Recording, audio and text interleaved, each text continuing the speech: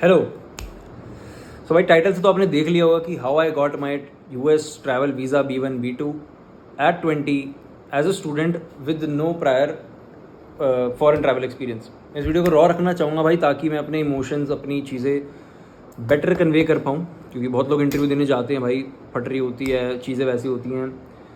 तो भाई मेरे साथ भी यही सीन था कि मेरे को भी लोगों ने सजेस्ट करा कि भाई तू US वीज़ा अप्लाई करने जा रहा है, तो अगर भाई वो रिजेक्ट भी हो सकता है, उसका थप्पा भी लग जाता है रिजेक्शन का, फिर फर्दर चांसेस इंक्रीज हो जाते हैं रिजेक्शन के। बट तो लोगों ने ये सजेस्ट करा कि भाई थोड़ा ट्रैवल एक्सपीरियंस होना चाहिए, एक दो आसपास कंट्री हुआ, सिंगापुर, थाईलैंड वगैरह। बट मेरा सीन नहीं था, तो मैंने कहा let's give it a try.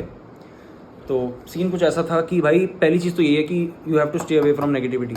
उस चीज़ों पे सोचोगे, फिर चीज़ें भी वैसी होती हैं कि भाई नहीं लगेगा, शायद नहीं लगेगा, तो भाई वो ये उन चीज़ों का नहीं सोचना। मैंने सोचा तो ऑब्वियसली, बट नहीं सोचना चाहिए। सेकेंडरी चीज़, सेकंड चीज़, जब हम जाते हैं इंटरव्यू वाले दिन जाते हैं भाई, तो लाइन में लग रहे होते हैं ऑब्वियसली भाई, वहाँ फॉरनर्स होते हैं, अंकल हो गए, आंटी हो, जो भी फॉरनर होते हैं बेसिकली। तो उस समय आई कॉन्टैक्ट मेंटेन करना बहुत इंपॉर्टेंस होता है, दैट शोज कॉन्फिडेंस। तो मैं पर्टिकुलरली लोगों से आई कॉन्टैक्ट मेंटेन करने में थोड़ा मैं अपने वर्ड्स भूल जाता हूँ, इसलिए I prefer seeing on the nose, ताकि नोज से भी लगता है कि बंदा आइस पे ही देख रहा है बंदे के।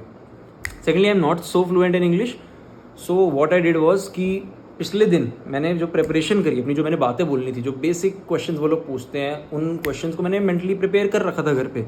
आई rehearsed them in some way with my mom वगैरह। तो मैं उन वर्ड से कंफर्टेबल हो चुका था घर से ही, जो बेसिक क्वेश्चन होते हैं। सेकेंडली चीज़ ये है कि भाई हम जब मिल रहे हैं तो भाई उनसे दिखना चाहिए, बंदे के चेहरे पे चिंता नहीं है, he is very coming very casually line में, hi sir, how are you, good morning sir.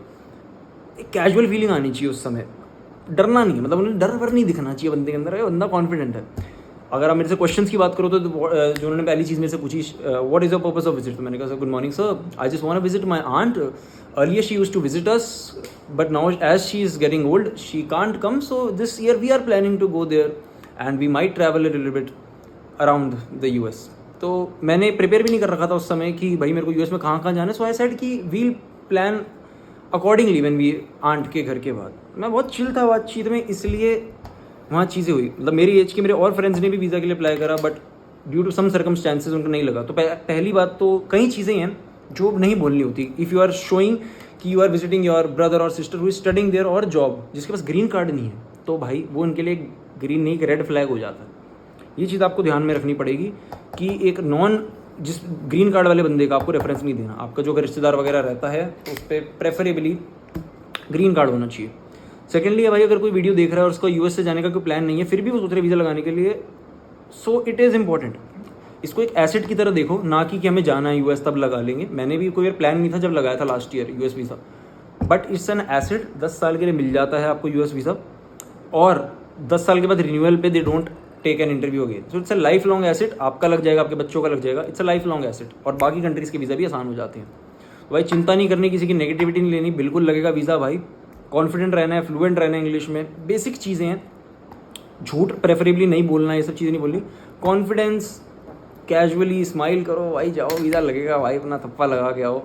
मिलते हैं भाई US ब्लॉग सीरीज़ में।